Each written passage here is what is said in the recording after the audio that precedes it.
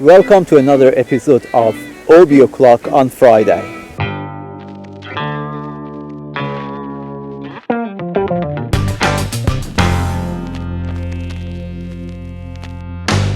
Today I'm going to touch on a very interesting topic that I'm sure most of you, my students, will enjoy it.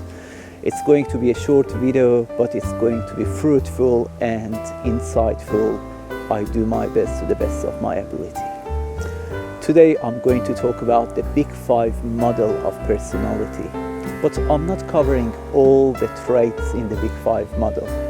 I'm going to cover one of my most favorite traits in the Big Five model of personality, and that is conscientiousness. Yes, conscientiousness. Conscientiousness, a dimension to measure reliability. Responsible and well-organized people, those who like to have discipline, they like to do everything in the most appropriate manner and fashion. Those who are dependable, those people who are ambitious.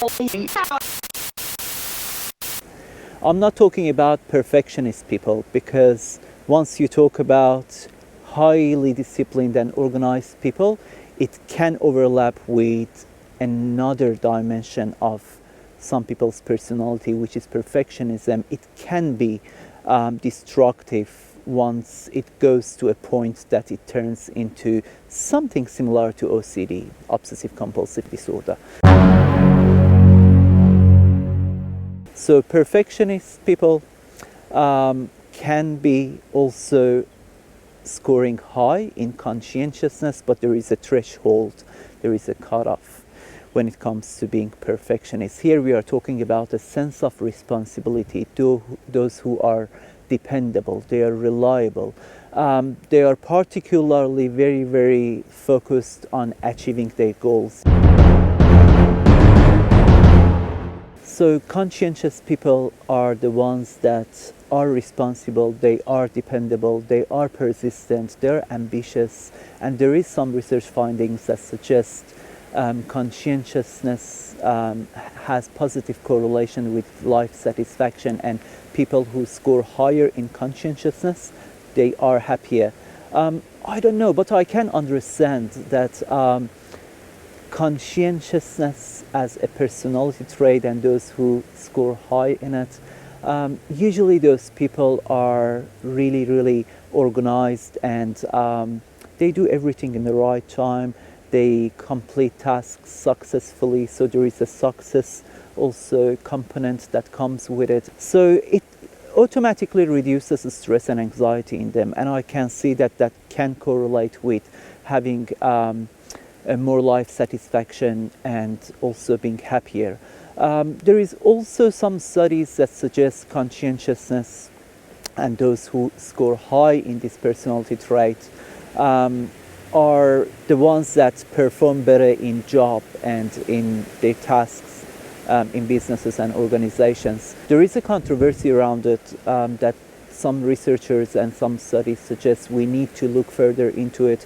There is a recommendation to conduct more research to basically have more proof and evidence for that assumption that those higher in conscientiousness are also scoring high in job performance. But in general, there is a common and widespread agreement around the association and positive relationship between being successful in life, between having high performance at work, and in general being more successful individuals as those who score higher in conscientiousness. Personality neuroscience scholars and researchers look into the biological cause of conscientiousness, and they go and study brain structure, and there are some findings that suggest the larger the prefrontal cortex, the higher people score in conscientiousness. And I can understand that it could possibly be the increased volume of neurons in that region, that also particular region in the prefrontal cortex, and the function that is responsible for execution of planned actions. And obviously more research needs to be done in terms of the biology of conscientiousness, in terms of brain structure.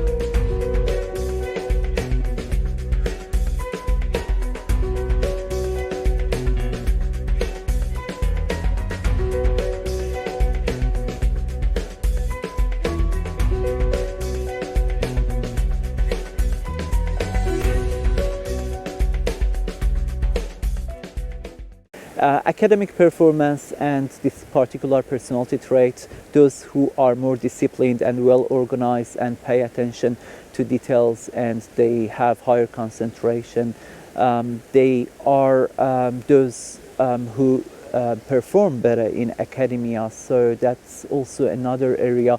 But then we have openness as another trait in the Big Five model, which taps on openness to experience and being interested to get engaged in any activity or task that requires a level of creativity. And a lot of entrepreneurs, those who enjoy novelty, they score very high in openness, and sometimes not necessarily high in conscientiousness, and I can understand, because as a person who is entrepreneur or creative, sometimes it's about trial and error and trying different things and being open to experiment, and sometimes bending the rules a little bit, so not necessarily very high on being organized and having a routine or following rules. So I can understand they could be a little lower in conscientiousness, but at the same time, if you read one of the great books written by a wonderful person with a PhD, I want you to go and find out the name and last name of that author and email it to me, plus another task that I'm going to give you, my students. So I will get an email from you. You have a look at this book title and tell me who's the author of this book, Smart Thinking.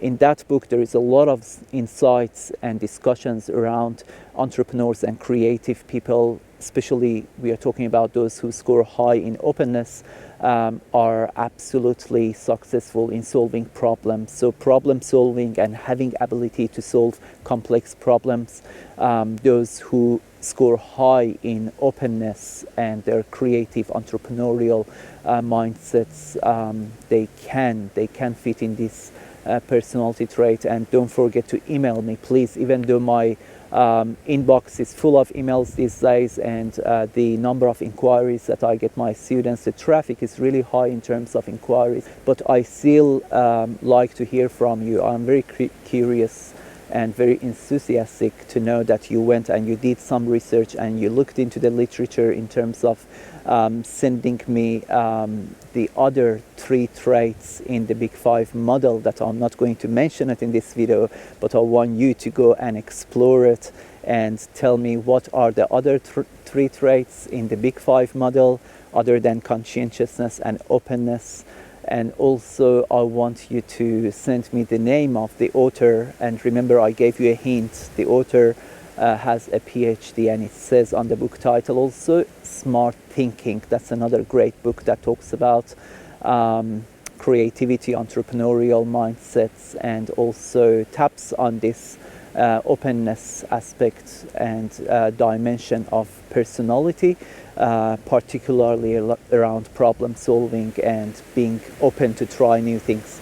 I'm going to let you go and start your exploration and investigation and enjoy having a look into the literature. And all I want you to do is just look into the other 3 personality traits in the Big 5 model, and also look into conscientiousness and openness.